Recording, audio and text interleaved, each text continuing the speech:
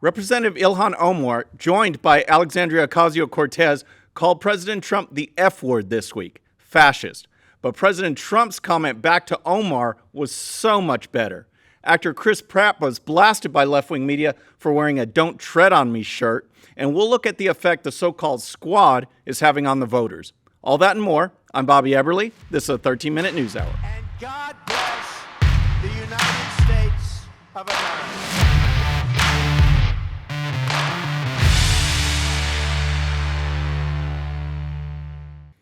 All right, folks, happy Friday. Welcome to the show. And before we dig in, the first thing I want to talk about is subscribers. And the reason I bring that up is because yesterday we just hit 40,000 subscribers. And so I want to thank you. We've barely had the show 6 months, and we've already hit 40K, and we continue to grow and grow. In fact, 95% of all our views are from people who haven't even subscribed yet. So if you can, please hit the subscribe button and hit that bell so you'll be notified. All right, let's dive into the news. And again, thank you so much for making this show such a success. All right, first of all, the Democrats and the so-called squad. There's nothing more that they want than for these guys to just go away. The Ilhan Omars and the Alexandria Ocasio-Cortezes just leave. Well, good luck with that because they continue to speak, and every time they do, it just benefits President Trump. And yesterday was no exception. Ilhan Omar got in front of the camera and she decided to call President Trump a fascist. And the thing is, she doesn't even know what that word means. Fascism involves a desire for more centralized government, and that's exactly what these far left Democrats want.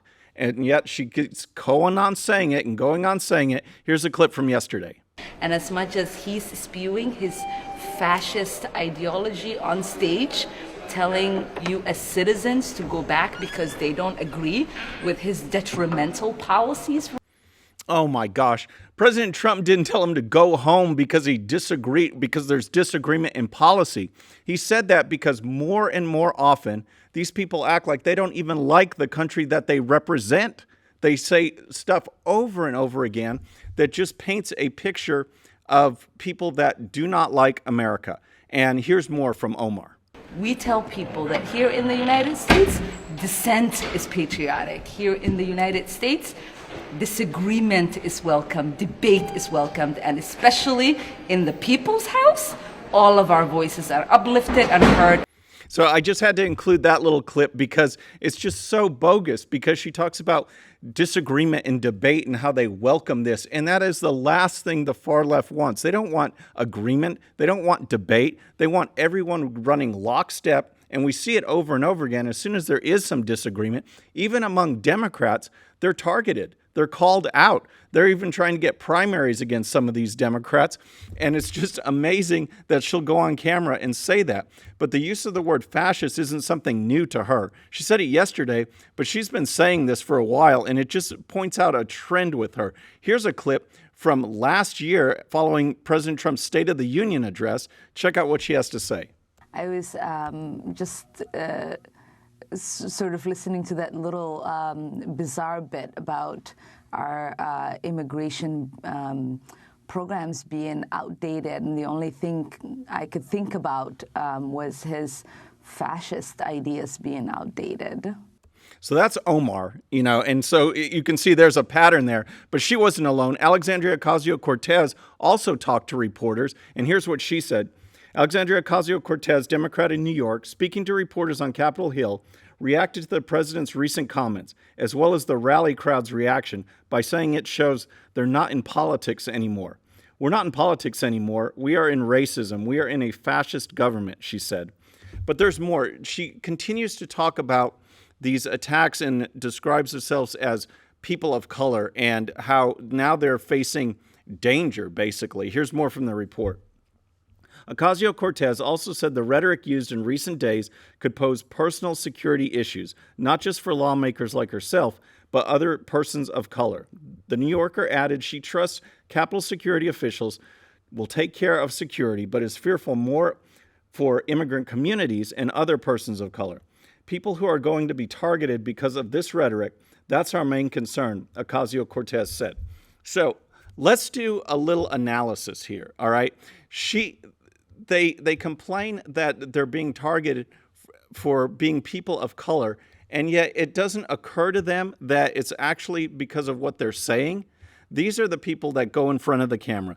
These are the people that are spouting off this far left-wing stuff, and she thinks they're being criticized because they're people of color. And just for an example, here's a tweet Ocasio-Cortez put on her Twitter page just yesterday, pinned it to the very top, and I want to go over it. Here it is. It says, reminder of what people are calling the radical extreme left agenda. Medicare for all, a living wage and labor rights, K through 16 schooling, aka public colleges, 100% renewable energy, fixing the pipes in Flint, not hurting immigrants, holding Wall Street accountable. Okay, so yeah, that is a left-wing agenda, and she just put it up there for all to see. Medicare for all, college for all, wages for all, even if you don't want to work, remember that one? And she just spelled it out right there. So yes, that is why people are calling it a far left agenda. And it's just so funny that they keep at it and they keep at it. But President Trump, on his way to the rally and responding to these attacks from Omar and Ocasio-Cortez, who are calling him racist, he had just a classic reply, bringing up something that's been known and been out there for a while. Here's what President Trump said. Is your administration going to possibly look into immigration fraud committed by Ilhan Omar by possibly marrying her brother? Tax fraud? Well, there's a lot of talk about the fact that she was married to her brother. I know nothing about it. I hear she was married to her brother. You're asking me a question about it. I don't know, but I'm sure that somebody would be looking at that. Oh, yes. President Trump actually went there. Omar talks about, as we saw in even the previous clips, being such a great American, and she may have very well violated immigration law with her brother. Well, isn't that special? All right, so friends, next I want to talk to you about these terms that are getting thrown out. You know, they called Trump a racist. Now they've been calling him a fascist, and they have no problem throwing these terms out to describe Trump or Vice President Pence or anyone they disagree with. But if someone throws a term back at them, they get all freaked out. They get all bent out of shape. Case in point, Alexandria Ocasio-Cortez is now complaining about the word communist. Check out this tweet from her. She says, calling people who believe in democracy, civil and economic rights, and racial justice communist has a long, rich history with white supremacy in the U.S. It's one of the preferred smears against integrating schools and one of the main attacks segregationists use against MLK. So she can say whatever she wants, but someone calls her a communist, or as often called socialist, relating to her policies, and they try and spin that as some kind of code for a white supremacist gang or whatever it is. But we see this, not just in politics either. I mean, poor Chris Pratt, from Guardians of the Galaxy, he was under attack this week for wearing an American flag shirt with "Don't Tread on Me" on it. Here's a picture of Chris. You can take a look at that. And here's an excerpt from Sean Hannity's website that talked about this story that was Yahoo News, left-wing media.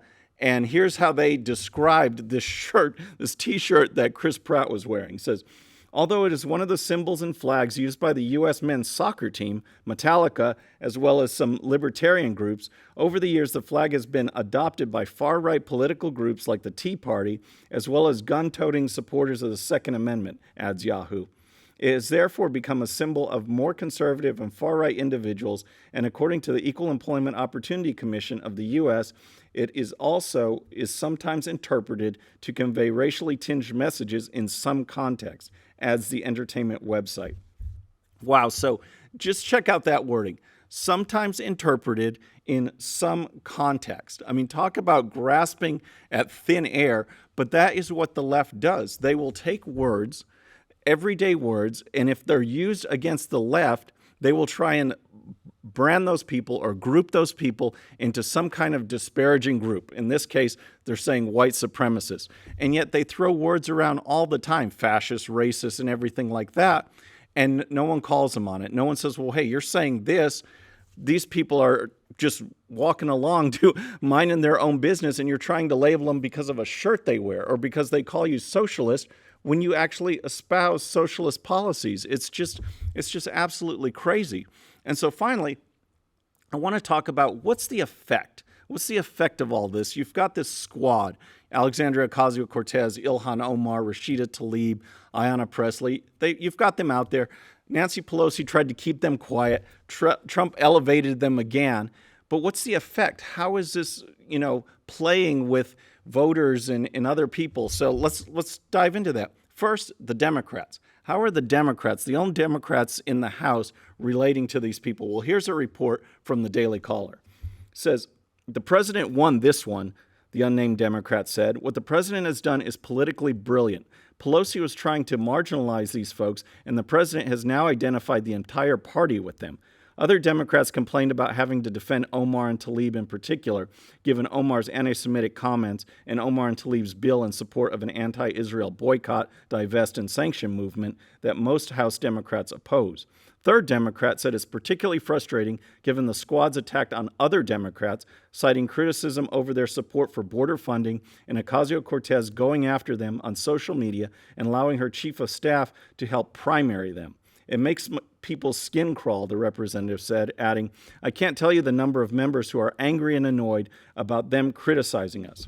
So that's the Democrats. What about voters, all right? Axios, a left-wing site, had a story the other day about an internal poll that's circulating among the top Democrat leaders, and here is some of what they're talking about. The poll, taken in May before Speaker Pelosi's latest run-in with AOC and the three other liberal House freshmen known as the Squad, included 1,003 likely general election voters who are white and have 2 years or less college education. These are the white non-college voters who embraced Donald Trump in 2016 but are needed by Democrats in the swing district. All right, so that is the poll. And that is who was polled. These are people that went for Trump in 2016, but we saw that they turned to the Democrats in 2018 to help swing the House their way, and they are needed to keep the House in 2020. So here's the results. It says Ocasio-Cortez was recognized by 70% of those voters in the poll. 22% had a favorable view. Representative Ilhan Omar of Minnesota, another member of the Squad, was recognized by 53% of the voters. 9%, not a typo, had a favorable view. Socialism was viewed favorably by 18% of the voters and unfavorably by 69%. Capitalism was 56% favorable, 32% unfavorable. Socialism is toxic to these voters, said a top Democrat. And yet, that's what the Squad keeps espousing. They keep talking about it. And so the label's going to stick, and that label, the socialist label, resonates with the voters. And the unpopularity of Alexandria Ocasio-Cortez and Ilhan Omar is significant, and it's significant in a block of voters that the Democrats need to succeed. So, folks, that's our show for today. I hope you enjoyed it. I hope you have a great weekend. Again, please subscribe. Please tell your friends. Hit that bell when you do. And again, thank you so much for 40,000 subscribers. Let's push our way to 50K and 100, and we'll have a good time along the way. Thanks a lot. I'm Bobby Eberle. This is the 13-Minute News Hour.